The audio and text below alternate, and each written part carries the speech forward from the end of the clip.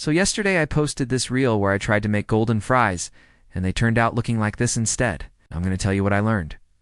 First off, you got to be very careful when you're repicking your potatoes because you want to make sure that they not too old. You can tell if they're too old because you can actually feel the age of the potato. So you want to feel nice and firm. The moment that you start feeling kind of soft in any part of the potato, that means it's too old and you shouldn't use it. The second thing is that you want to make sure that your oil is hot enough before you put the fries in. I was using neutral oil, which has a high smoke point. But I do recommend using something like peanut oil or even canola oil, which has a lower smoke point but will still work. And you know it's hot enough when a little bit of the batter that you made will sizzle as soon as it hits the oil? I know. One thing that I didn't do, which I should have done, is I should have salted the water that I was boiling the potatoes in.